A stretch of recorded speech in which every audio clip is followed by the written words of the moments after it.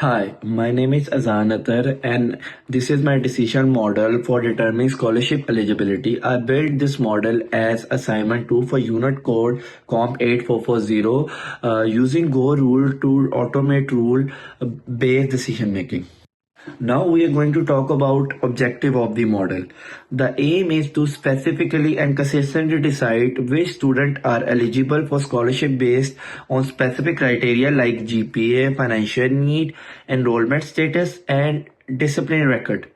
Automating this process ensures decisions are consistent, transparent, and free from human bias. Now we are going to talk about how we take data input and output in this model.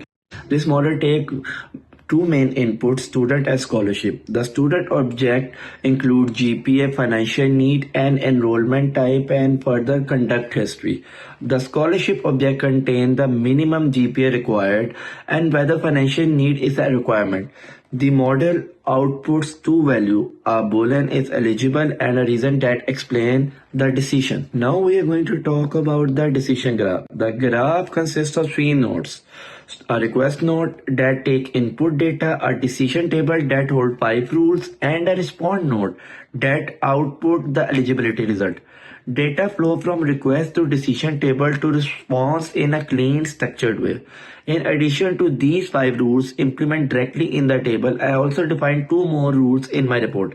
One explained that GPA should be rounded to 2 decimal places, and the other clarified that full-time students are those enrolled in at least 3 courses. These are important context rules but don't need to be hard-coded in the model. Now we are going to take a look into decision table rule. Point number 1. This is the actual decision table I built in the Go rule editor. It contains 5 behavior rules that decide if a student is eligible for scholarship.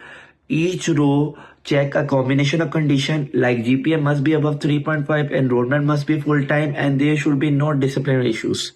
Now point number 3. Based on these conditions which we talk about, the model returns either true or false for eligibility along with a reason explaining the outcome. This table was the core of my model. It made the decision logic very clear and easy to manage. Now we are going to talk about a test case. Here's one example. A student named Sarah has a GPA of 3.8, is enrolled full-time, has financial need and no discipline issue. The scholarship requires a GPA of 3.5 and financial need. The model returned true with a reason, meet GPA and financial need requirement. This confirms the logic works. Now we are going to talk about model design reflections. While building this model, I ran into some issues like return not in function and input is not defined.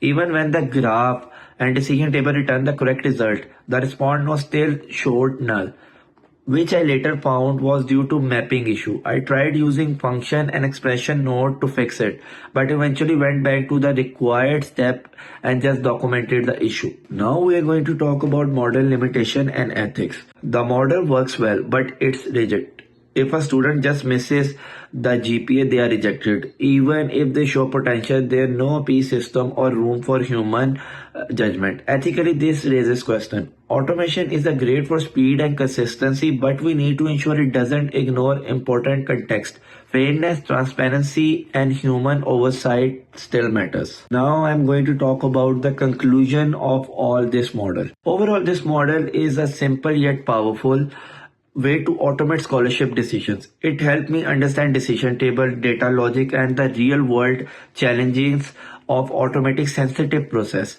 Thanks for watching. I really enjoy working on this project and it helped me understand not just how to build decision model but also why it is important to think about fairness, accuracy, and responsibility when automating real world decisions.